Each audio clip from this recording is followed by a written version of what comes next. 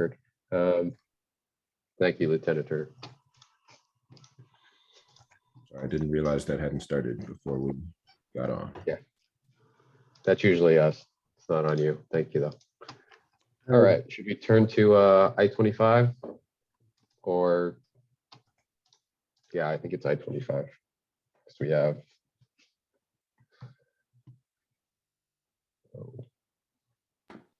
All right. So, yeah, we do have Lieutenant Dazakiros here. You can see our policy, which is also available. I have a Word version. So, but yeah, I'm not sure if before we started, you wanted to ask any sort of general questions about our UAS program. So one of the things that's interesting about this program, and that probably is going to be different in dealing with this type of equipment here in Oakland than in other jurisdictions, is that this has already been under the purview of a commission or a committee, in this case, which is the Privacy Advisory Committee. And so there have been public hearings regarding this, and since the Privacy Advisory does not have some of the same powers as the Police Commission, anything that goes through them, they're an advisory committee, but that does by ordinance then have to be approved by the City Council. So this has been something that's approved by the City Council. And so we are operating under this policy currently. It has been a very successful policy and program. And yeah, Lieutenant Dazakiros is probably the main evangelist for this. And I think a very good resource for how these work and anything like that. So are there questions about the program before we go into the policy, or anything like that, or as it relates to militarized or controlled equipment? Maybe the first question I have is, what is the most common use as of right now? Can you hear me? I'm on a headset, but I'm also using the speaker. Yep. Okay, perfect. So one of the things we've been doing is making sure we keep track of all the deployments. So we started doing that when we went live on April 1st. I looked at a couple of the incidents, and there's 10 criteria when we can deploy a drone. One of the biggest one that we're having right now is barricaded suspects or armed suspects in relationship to J4 policy. So violent armed suspects or barricaded suspects. This year we deployed it, or since we went live in April 1st, I believe we deployed it about 3 or 4 times for missing persons. Unfortunately, we weren't successful in locating them. So we located the persons through other means. And how often are they used specifically for? Commissioner, we can't hear you. There you go. There we go. How often are they used for vehicle pursuits? One more time, I can't hear you. How Maybe often are they used for vehicle pursuits? We don't use them for vehicle pursuits. So one of the things, as far as our drone program, is the fact that it can't replace Argus.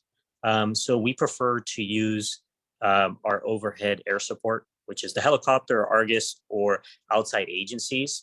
So the difference in drone deployments is that you specifically have to be driving somewhere, or you have to park somewhere, get out your vehicle, take it out of a box, ask for pre-approval through a lieutenant or commander to see if it follows one of these criteria. The other thing would have to be airspace.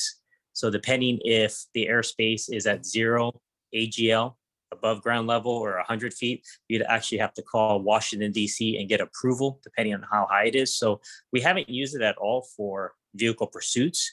We have used it, though, when a vehicle pursuit ends and a subject or subjects flee and then enter into a residence and barricade themselves, or exit the vehicle and then run into a backyard. And what has your feedback been on the improvement or? Can anyone else hear the commissioner? No, I No. thought maybe, is it? Yeah, I can. He's I can very hear mute. you. Go ahead, Commissioner. I can hear you, and I'll relay. clarify. What has been the biggest impact of the drone program? Great question. I think there's been a couple things. So one of the things I spoke to Assistant Chief Darren Allison, and I spoke to Lieutenant Thomason and Turner, was trying to figure out a cost benefit analysis to this. So a couple things that we discovered was trying to figure out when we launched the drone and we located the subject, did we have to use or did it mitigate any type of use of force, right? So we're trying to figure out how to actually track that down and try to figure out what's the best way of doing it. And we haven't figured it out. We have a spreadsheet working, and we're trying to figure out what's the best course of action on tracking uses of force with our drones. So let me give you an example. One is we had a couple suspects in the backyard. The drone flew overhead. We didn't have to enter into the yard. The subject stated, I heard the drone. I knew that you saw me, so I came out with my hands up. So one of the things we're realizing is that it's giving us a tactical advantage as far as us not having to enter into the rear backyard and us being able to communicate with the suspect or suspects and them having to come back out to us. So one of the things we've discovered is just the mitigating or the less uses of us having to point firearms at someone, us not having to go into the backyard and deploy a K9, us not having to go into a backyard sometimes and point a firearm at a person where the person's coming back to us. And I guess besides the I guess video recording function, are there any other functions for this program? Night vision, infrared, anything like that? Yes. So our true drones that we have is the Militarized 300 RTK and the Mavic 2 Enterprise. And just so you know, we have officially 1-in-1. So I have several other drones that have been donated. I just have to get the administrator approval to sign off. So we do have infrared flare on both drones, and we do have the capability of putting the spotlight on each of the drones. So we have flown during nighttime operations, and we have flown during low light conditions, and we have flown during just daylight hours. So during nighttime hours, it really depends for the officers whether or not they've discovered that they're going to use the spotlight to assist them better, or they're going to use the infrared to assist. In some instances, I've discovered, because one of the things we like discussing in the electronic services unit is we like to talk about deployments, and we like to talk about what went well, what could have done better, what went worse or not so good. So some of the things we've discussed is that sometimes the spotlight does work, and then sometimes that the flare assisted, and sometimes neither assisted. And the suspect came out and we didn't find him, but the suspect stated, yeah, I heard the drone, so I came out, and unbeknownst to us, we just couldn't even see the suspects. It's actually worked for it at our benefit. Thank you. What, if any, other technology are there plans to use Or fix to the there you go. drone? Yeah, what other technology might be affixed to these drones besides cameras, lights? Cameras or lights? So right now on the Mavic Enterprise 2, which is the smaller of the drones that we have outside, we do have a spotlight and we do have flare.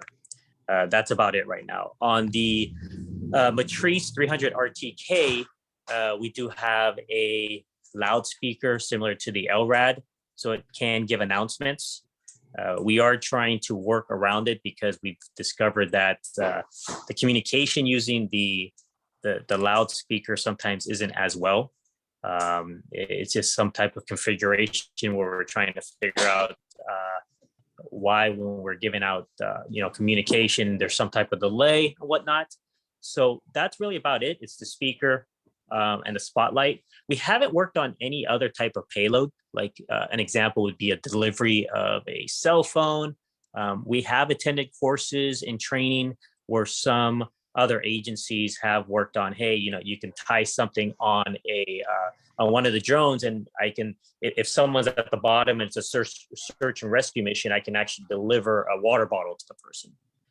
So we haven't really practiced on that yet, and we haven't purchased any items similar to that.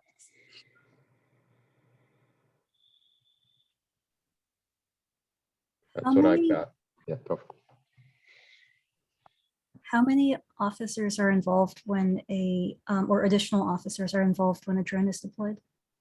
Great question. So one of the things that we've done is we've tried to emulate or kind of mimic the Alameda County Sheriff's Department's program. They've been in existence since 2015, and they were assisting us greatly in the last couple of years. So we kind of went on a lot of call outs with them, and we also discovered that they would come, or they also attended a lot of our critical incidents, so we would watch them. So one of the things we like having is obviously, one, it's going to be per policy, is the actual remote pilot and control, which is the operator, and then a visual observer, which is trying to assist you in making sure that is the airway clear? Is there a tree nearby? Is the bird coming by that's going to crash into your drone? Are you going to hit the wall? Other things such as that. So technically we have two. It's the visual observer and the remote pilot and control, but we also like to have a third person. And the third person is always kind of a scene security officer safety, because one of the things we've discovered is that a lot of neighbors are so mesmerized by the drones, and they kind of run up to us and they try to figure out, what's going on. And, oh, hey, can I see that? Can I see the screen? You're like, sir, yeah, I will show you after, or ma'am, but it has to be after. One of the things we just did in our program was we have 14 or 15 current operators who are all FAA 107 certified. And we did our own internal. First off, we sent five officers, including myself, when we did a 80-hour course, and we're trying to figure out how do we train other officers. And we had the Alameda County Sheriff's Office kind of work with us, because we wanted to develop our own kind of program to teach other people. So we developed our own 80-hour program initially, but we dropped it down to a 40-hour program where after you're FAA 107 certified, we're training the new officers that are only in the electronic services unit for our policy. And now we just came up with a 8-page PowerPoint presentation for visual observers, because one of the things I want to do is do lineup training with all the lineups, and also include in our Power DMS, so that if I'm at a crime scene or a critical incident where there's a barricaded suspect or someone in the yard and I'm certified to fly the drone, I don't have to wait for another electronic service officer to come, because I was able to already fully train a visual observer what to look for, whether it's a bird that's flying nearby, or just looking for the wires or line of sight. So we came up with about an 8-page PowerPoint presentation. We haven't pushed it out yet. So right now, my protocol, because I'm very strict on this, that only ESU operators can be the actual operator and the actual visual observer.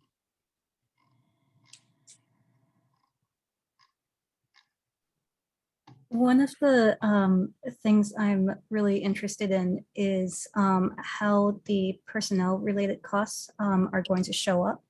And this might be starting to veer us into the policy.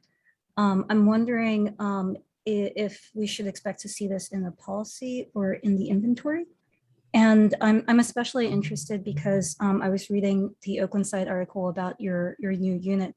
And I noticed that it said that the officers who will be a part of it are going to continue their current assignments and won't be taken off their existing jobs. So I'm very interested in the personnel fiscal impact of the drones. So great question. I can say when I remember when I passed this policy back in, I believe it was 2020 with the PAC, and then 2021 with or maybe it was 2019, 22, I can't remember the years. One of the stipulations was that I can't use any city funds to purchase drones. So I spent 1 year with another coworker, myself, trying to gain donations. And OCIC was very helpful, and they gave us $100,000 in donations. I believe actually it was $80,000, and another community organization from Chinatown gave me another 20,000. So we purchased all our drones through just private funds or donations, which was amazing. As far as maintenance costs, we haven't really figured that out, and I don't have a budget assigned to myself for ESU. So we've been kind of operating on the special operation division. But yeah, we are an ancillary position. So officers are either working their normal patrol assignments or street crime unit or whatnot, and they're either coming in on overtime to assist. So we haven't really came up with like an I code or a tracking code to try to track this down yet, but that's actually a great idea. So Yeah. when an officer is on patrol and then there's a call for the drone, and that officer who's also ancillarily assigned to ESU breaks out the drone or grabs it, that requires overtime? That's not what you're saying, right? No, I apologize. So one of the things before I had trained up the other additional 6 officers, there was only 5 of us that were fully trained up for about maybe 2 to 3 months, I want to say. Maybe my timing is off. So a couple of those officers were always coming in on overtime. They're coming in, they're getting burnt out. So one of our biggest things was to try to train up the other ESU officers that were trained up in our team. So now I'm pretty much fully staffed. My goal was to have us fully staffed across the board. I've already discovered that I'm kind of short staffed on a Tuesday, Wednesday, Thursday from 6 a.m. to 2 p.m. So I'm trying to figure that out. But the Alameda County Sheriff's Department has been gracious to assist us when we're not fully staffed and when we're kind of burnt out. So, but no, you're not. If an officer is already assigned and working, they're not claiming overtime. It's just normal duties. Do you think it would be possible to add that personnel cost into either the policy or into the inventory? Both for the training hours and also for the deployment? Yeah, I wouldn't have a problem. That's we can always add on there just a maybe some type of Excel Word document or something on there showing, you know, what the hours we have for training and what we spent and the cost, maybe quarterly or fiscally, however, whatever you think is maybe more appropriate.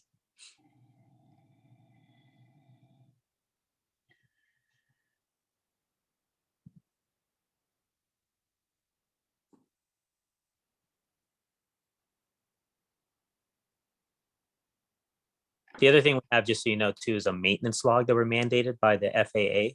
And we're also doing that for our robot policies. So one of the things I've started doing was actually keeping track of all our robot deployments as well. And the other thing I kind of harped on was keeping track of maintenance costs, whether it's something that was broken, and trying to keep a database system within our team's files of tracking all the quotes and the costs.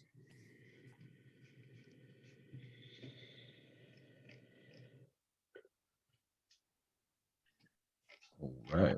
Commissioner, I have some more questions around the policy part, but I don't know how you might want to approach this section. Now might be a good time to start talking about the policy. Whoever wants to lead. Sure. So why don't I kind of just go through the policy? Yeah, this is you'll see a lot of the things that come from the Privacy Advisory Committee. So, you know, just sort of go through it. If there's any questions, please do interrupt me or raise your hand or anything like that. There is the sort of general value statement, a description of the technology, which is required in both these type of ordinances. And then the purpose of what we have the technology for. You know, like any technology or ancillary programs or things like that, there is typically a cost, and then it's harder to see the sort of reduction in other things that Lieutenant Dazakiros was talking about, like maybe force or encounters where officers are getting injured or persons engaged are being injured or something like that. How the system works, we are heavily reliant on FAA and a lot of the rules that go around this. Then some of the evidentiary value. Authorized uses. So this Before is, you move on, sorry. Yes. So going back to the first page and what the UAV is composed of, that's at the bottom of page 1.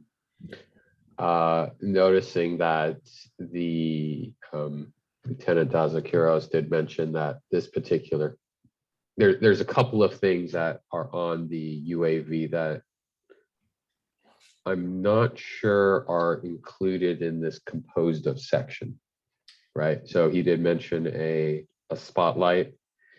He did mention, or flare.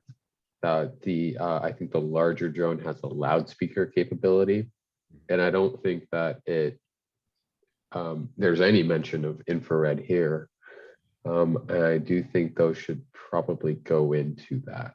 I know that not every The digital image video storage system for recording onto that. Maybe we can change that or add a different bullet point under that. Yeah, I think it's the camera part, and then the light and the loudspeaker, but I know only one of them has a loudspeaker, so we may not want to put that in. So Or is this just like the baseline? So two speakers, just one's more, I guess, for layman terms, louder than the other one. But both have speakers. We're looking at getting obviously the interior drones, which don't have speakers. So I guess maybe have a section that says, with the possibility of ads. yeah. So I do notice that this is, and this was a policy that was written back, 2020, 2021, and understanding the technology really, does change much more rapidly than necessarily policy. I don't want to say, what it is, but yeah, I think that there's the ability to in here say that there are also possibilities of things like lights, flare, loudspeakers, or something like that, so that we at least can know what is on there right now.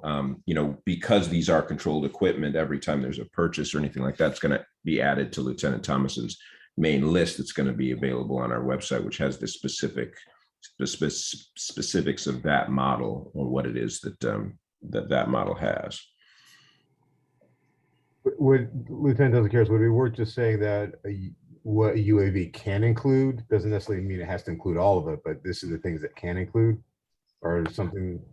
Yeah, because if we're looking at, because here's the thing, whatever you put on, we refer to as a payload. Whatever you put on that is gonna diminish the flight time. So if you're to look at one of our larger drones that has a flight time of about 49 minutes, anything you put on there is going to diminish by 7 minutes or 8 minutes. So I guess maybe the possibility of possible attachments, or not to include X, Y, and Z.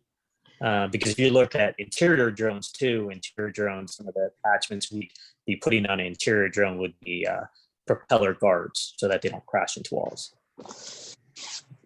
When you use the term interior drones, you just mean drones that are used on inside of a building?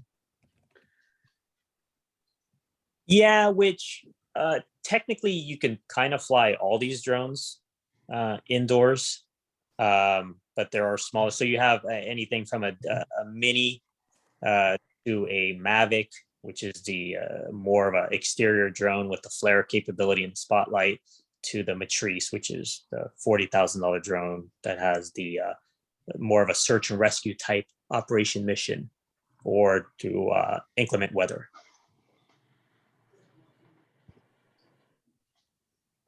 Okay, sorry to detour us. We can go back to authorized use. Okay. That's good. So we do have authorized use, like Lieutenant Duskiro said. A lot of what they are doing is around FAA rules. So these are, especially as we saw a lot of hobbyists get these when they first came out, and then the FAA really started cracking down because people were flying them everywhere. So there is pretty strict, law and permitting in place from the federal government, because they do own the airspace, especially with us being around a large commercial international airport. That being said, we do have the internal controls of when we are using the UAS, and this is those specified situations that he mentioned. So mass casualty incidents, disaster management, lost or missing persons, hazmat releases, sideshow events where vehicles or reckless driving is present, rescue operations, so for training, of course, and hazardous situations where there's a high risk to the officer of public safety, and we include specifics there, these barricaded suspects, hostage, armed suicidal persons, arrest of armed or dangerous persons. There is, and it refers back to J4, which is our pursuit policy, which has a list of crimes that we can engage in a vehicle pursuit for.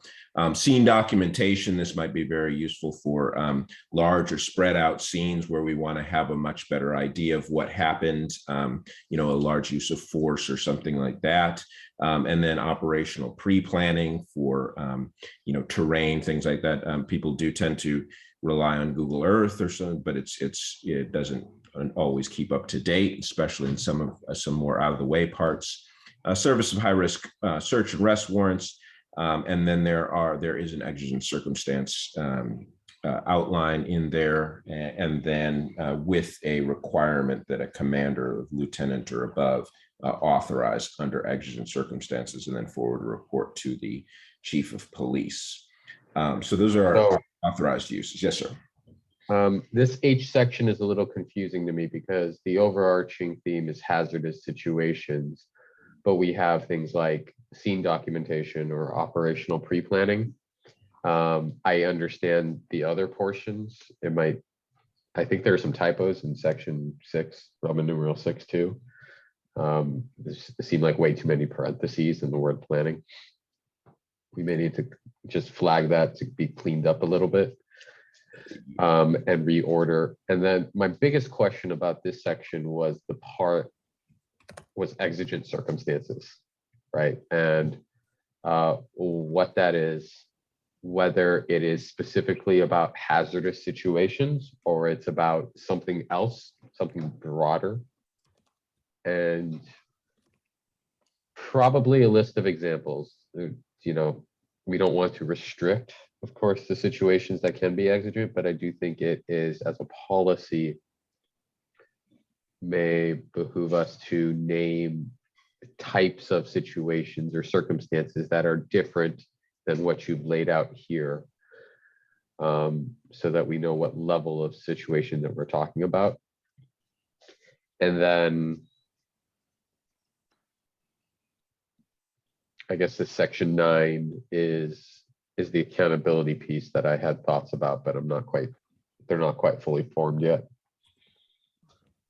Are you talking about the pre-planning? No, I'm talking about section Roman numeral 9 under H that talks about authorized deployments under exigent circumstances. Okay. Examples. Right, it is right. So this kind of talks about a lot like we were talking about militarized operate in the more general policy and after action report, but this doesn't quite tell me what is the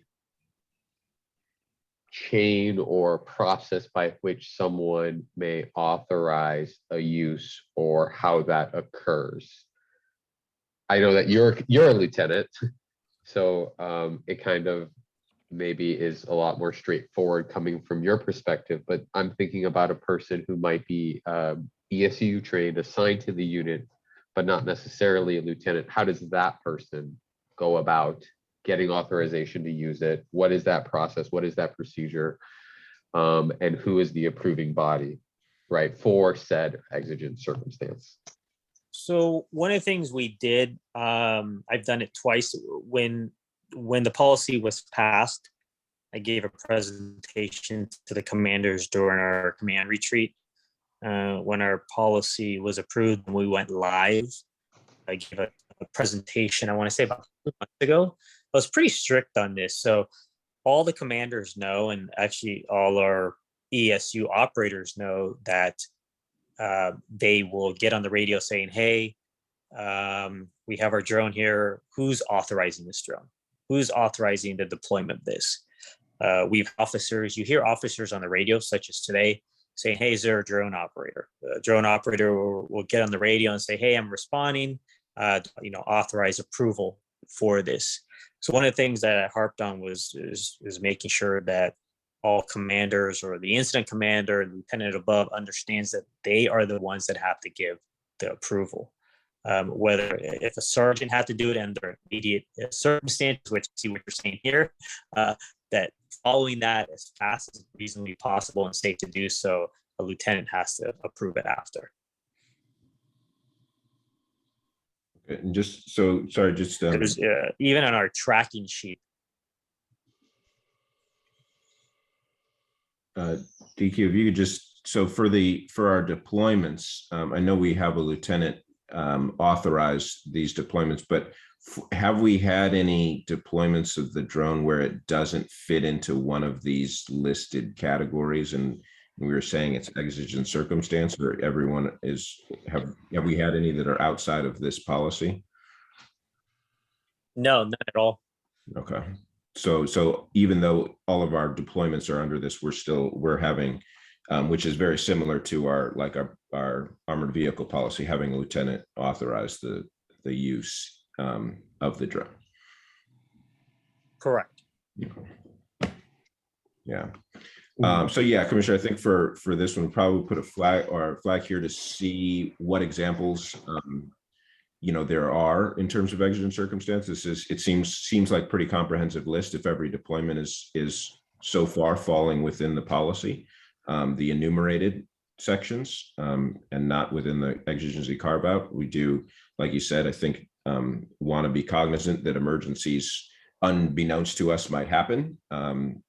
It's hard to see for us right now how they could fall outside of this, but it's possible. So I do want to give that space while also really being understanding of your hesitancy, and I think everyone's hesitancy to just leave open-ended carve-outs. Yeah. I think it's helpful. Perhaps I see that the next section is deployment authorization. It might be helpful to have that section actually be upfront so that it's clear that everything has to go through a lieutenant. And Commissioner, you mentioned accountability. I'm wondering if, I know the lieutenant said that there's a lot of logging that goes on. I'm wondering if some either addition to the annual report or more frequent, but not too frequent reporting would support that accountability. It could be something as simple as a tally. At the moment, I see deployment logs. At the moment, I see. No, that's data.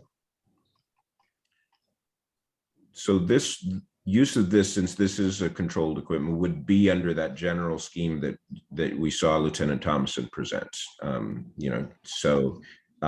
Yeah, I think we are, and we're trying to be very cognizant about the fact that we don't want different type of reporting schemes for different things. We want to be very intentional about making sure that our commanders know what's the controlled equipment, and then reporting so that the reporting continues to happen on a continuous basis. Yeah, I think our earlier requirement for a 30-day report on exhaustion is more of an emergency situation rather than just the standard operational use of these particular items. I'm not sure. It seems like a report is completed. Sorry, help me out, somebody. I see deployment log. I see a report completed and forwarded to Chief of Police under exigent circumstances. Are there any other reports that are generated besides what will eventually be the annual controlled equipment one?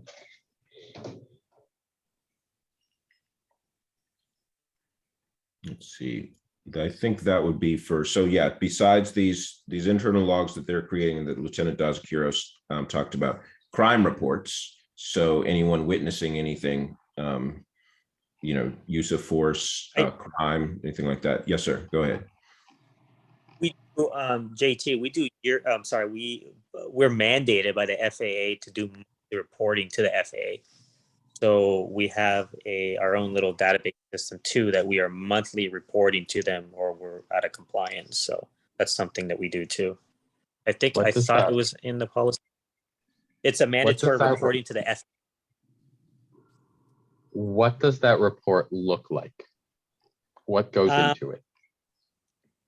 So a lot of things they ask is the longitude, latitude, where you flew, how many flights did you have, who was the operator, how long were you in the air, what date, what time were you at.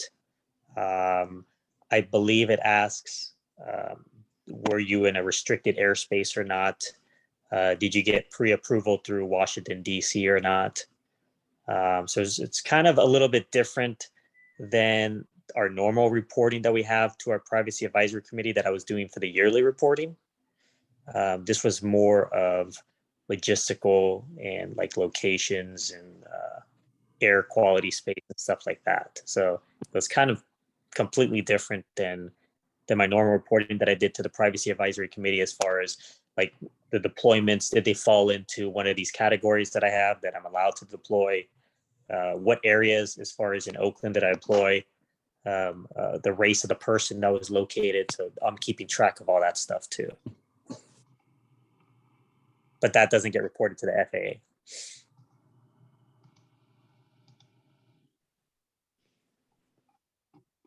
I would be interested in some kind of report, preferably on a quarterly level, that documents the days, locations, and the amount of officer hours involved for each flight, in addition to the permitted use category. That way, when a flight happens for exigent circumstances, that's noted, and people in Oakland can get a sense for how the drones are being used and how this officer time is getting allocated towards the program. So I'm sorry, I just want to clarify, is this a report that would be in addition to the controlled equipment use report that we're required to provide every year? Yes, because I'm wondering if it's possible to have this at a quarterly level. I see. Okay.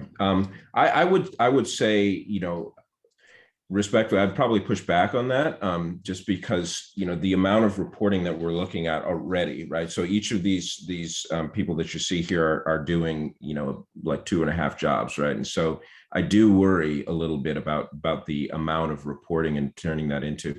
Jeff, if you have something there, and maybe there's some way you can do, let me know. Yeah. No, and maybe DQ can clarify, but I think he has to report to Privacy Commission every quarter.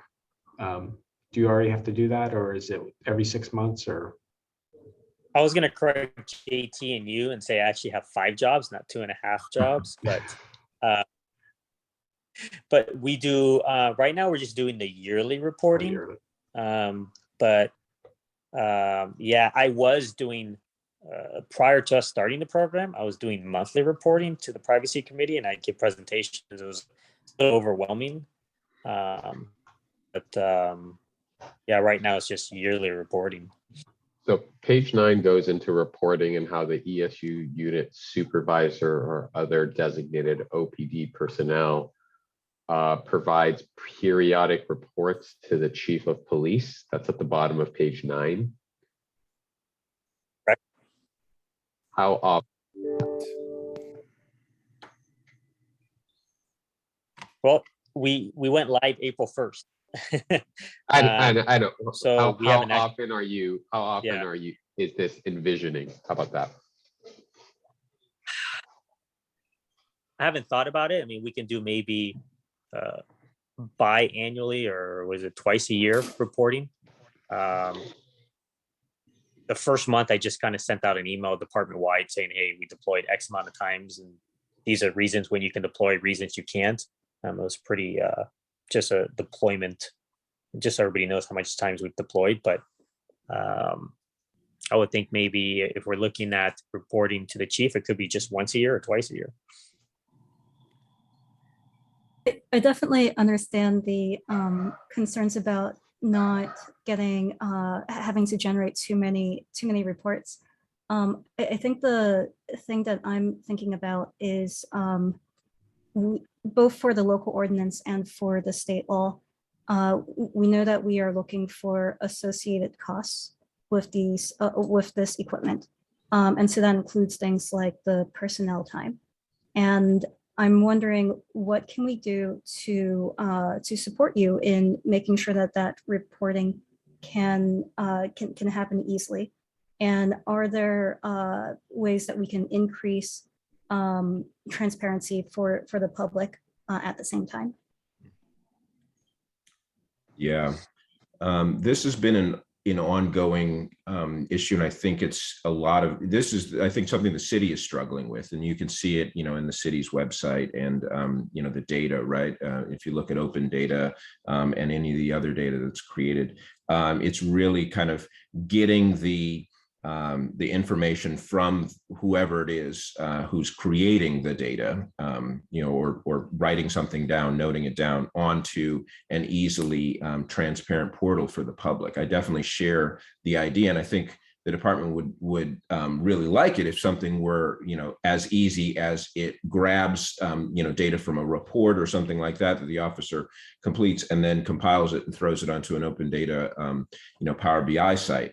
That's, having worked with our data, from our risk management side, that's a long ways down the road, unfortunately, just in terms of where we're looking at with City Department of Information Technology. So, in terms of our reporting, I do also want to make sure that we kind of keep on the same, on a similar framework for all of these. I understand that, when you look at those definitions of controlled and military equipment, that, we're looking at multiple categories, and I do want to keep it from being piecemeal, keep things relatively consistent so that we do have, for Lieutenant Thompson, when it comes around to annual reporting time, that we get that. On the other hand, I understand transparency, and I know it would, yearly is kind of a low frequency, right? So that's a challenge. I think maybe if we could think about something just like the ordinance and the law envision these reports coming once a year for all this equipment, instead of looking at it piecemeal and say, well, we'd like this one to be more transparent, but this one we're not sort of worried about. How can we think about overarching, increasing the transparency without, like you said, increasing the burden on staff and personnel, especially at a time where we're running a little short? I have the feeling that this request is going to come for each one of these policies. Right, and that's what I envisioned. So I do want to sort of keep it open. I am not yet at a place where I am not yet at a place where we necessarily need to mandate more often than annual reporting. I could see a situation where we have, much like we do for risk management, a clause that discusses upon request by X agency, or say city council or the privacy commission, a report, an interim report perhaps,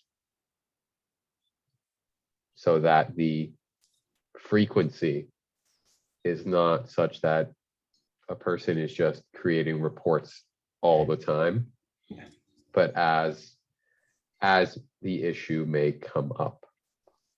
I don't yet know. I assume the best of intentions when it comes to particular pieces of controlled equipment, until the experience teaches us that that is not the case, or should not be the case. Yeah, Makes that's sense. where I'm at right now. I don't know what that looks like quite yet, but I'm also cognizant that we have, 14 or 15 more policies, all with annual reports coming. By the way, how's that budget coming for this policy, for the policy people? Yeah. We'll see. Okay. All right. I've got one more question on this policy if we have the time. We do. Okay, great. So I think it's in, I've lost track of the section. There was a place that said data must be deleted within 5 days. It also outlined in a different section, prohibited uses.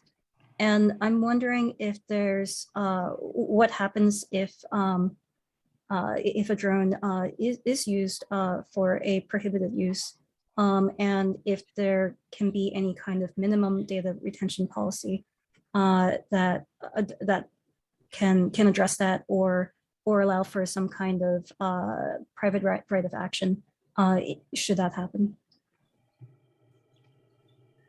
Yeah, this is the eternal balancing act that we are always looking at, right? Is the idea of, on the one hand, this is a policy, as you know, that came out of the Privacy Advisory Committee. You will often see policies that come out of that committee because of their focus, really focus on getting rid of the data as soon as we have figured out it is not useful. On the other hand, when we're talking about accountability, the sort of not best practice, but the best way is to hold on to the data forever, or as long as you can, so that if something needs to come to light, you then can go back and look at it.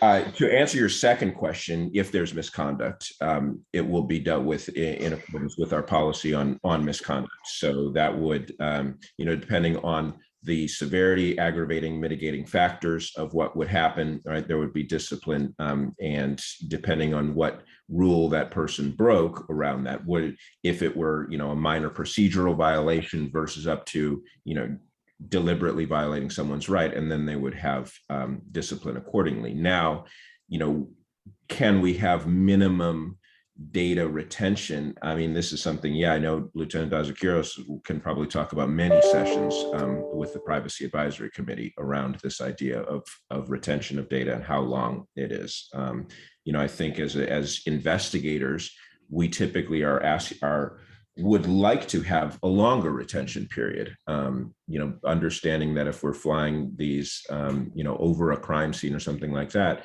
there's a possibility something is missed, some piece of evidence that might be useful for our investigation, that could be still on that SD card.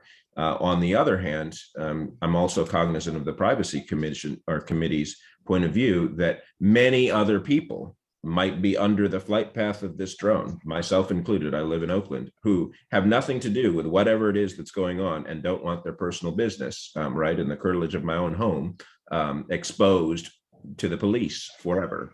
So that is a difficult thing. I think the Privacy Advisory Committee's idea is 5 days. I think we're open to other thoughts, but understanding that that's the first card that's been laid on the table.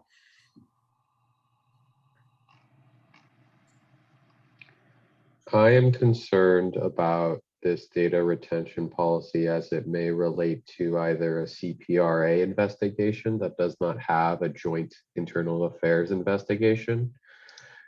I was also thinking about civil litigation, but I don't know how we would. I mean, that could be a year or 2 years from date of incident, so that's way far down the line. At least with the CPRA investigation, we have a 180-day timeline.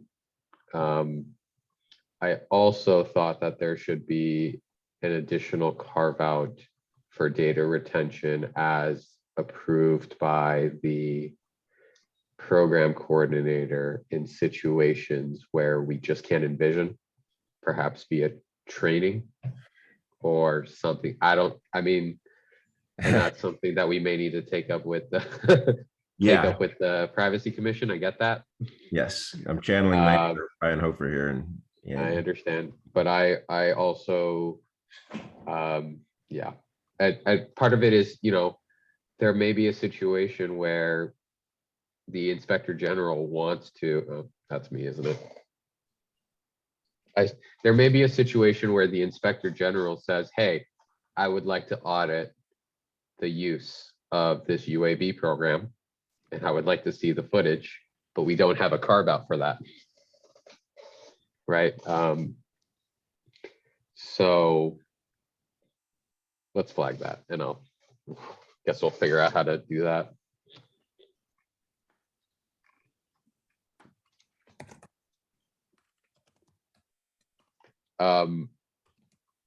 As to restricted use on page 5. Infrared and flying over people's homes. Can you see inside homes? Not like literally see, but you know, Kylo, infrared scanning.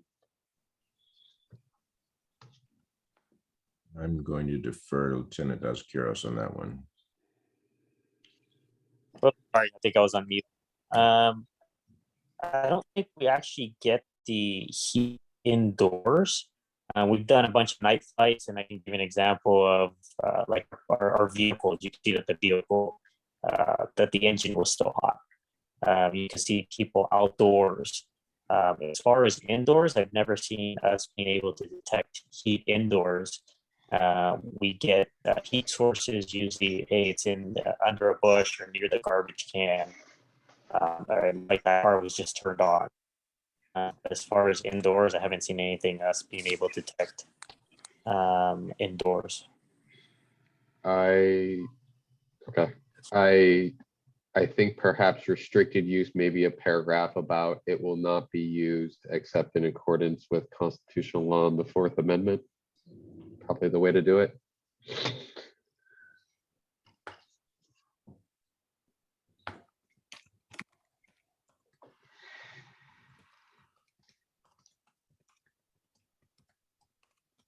Miss Two, anything else?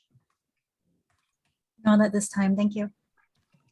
Does this current policy have the things necessary to satisfy AB 481 and the OMC? Yes, as we look at it, I believe so. We do have purpose, authorized use, restricted use, and training in here. I know what we are trying to do, again, as we sort of general scheme things, is to really look at our reporting and the aspects surrounding the questions in those larger reports in that larger K7, which we talked about. But yes, this does have all those parts in this policy. To the extent that we have the situation that Lieutenant Dazkiros mentioned, where the sheriff's office would need to come in with their drones, does their use comply with this policy? Lieutenant Dazkiros? I know we document anytime they come in. I believe our policy, we looked at their policy. I looked at a bunch of outside agencies' policies that I'm aware of. I believe our policy is pretty similar to theirs. Obviously, the language is different, some of the verbiage is different. But obviously, I'll double check. Could you do that? I think it's one of the first steps in figuring out the other question that we have about mutual aid. Absolutely. I appreciate that. Thank you. And Commissioner, if I could interject, I'd like to disagree slightly on that, on your previous question on if it meets the state law requirements. The state law does say that we need to see the total annual cost, including personnel. And obviously, since this is a new program, that's going to be a little bit challenging, but we may want to make sure that there is space within either this policy or some other place, so that way we can see that. This might also be related to Lieutenant Turner's previous point about making sure that we're not individually addressing things that should be addressed at a higher level. Definitely. Sorry, it is Lieutenant or? Yeah. Okay, good. Thank Yes, you. yeah, agree there. We definitely, if there's something in the law that applies to all of these, we want to make sure that we are getting that sort of at that broad level, so that every time, because some of these items may be used very frequently, some may be used maybe once, if that, right? But I don't want to have a something like where, you know, we go piecemeal and then we miss something on one of these infrequently used items that's required by the law or by either of the laws. So I do want to, if we are addressing, especially when it comes to reporting, is really having that overarching structure so that people know to look in one place for how to report. And that way, because typically when it comes down to reporting failures that we've had, it's less about the willingness to do the work and the willingness to provide the report. It's that at the time something was done or used, that it wasn't documented, or information that we needed later in the report wasn't documented. So having that one-stop place to look for that, because those of us like Lieutenant Thompson, Lieutenant Dos Quiros, may move assignments, may go on with their careers, may go on with their lives, right? But we want this to be available for that next person who steps in to be able to look in one place and find what they're supposed to do.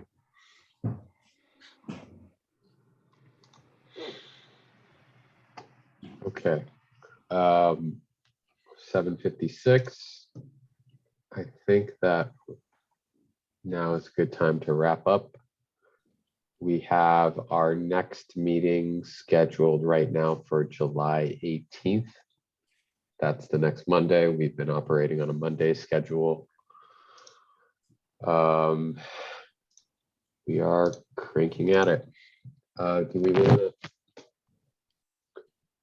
put, I think, armored vehicles on the agenda for next time, along with a review of these two? Sounds good.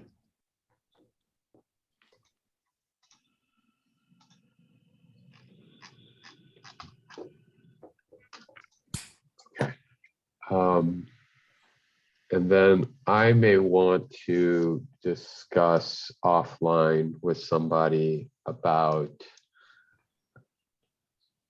potential demonstrations on some of, I don't know which and I don't know what yet, but I think it is important to understand each one of these as much as we can, and the potential impact. Like I mentioned at our other ad hoc, I don't want to ride in a armored vehicle as much as I want to know what the impact of rolling up on one is, or so that we get a real sense of what it is that we're dealing with. But Yeah. we'll chat offline about that. Appreciate you all so much putting up with us, getting this done, putting the work in. Good work. Thank you. See you in 2 weeks. Great. Thanks, Okay. everyone. See everyone later. Thank you. Everyone later. Thank you all. Have a good night.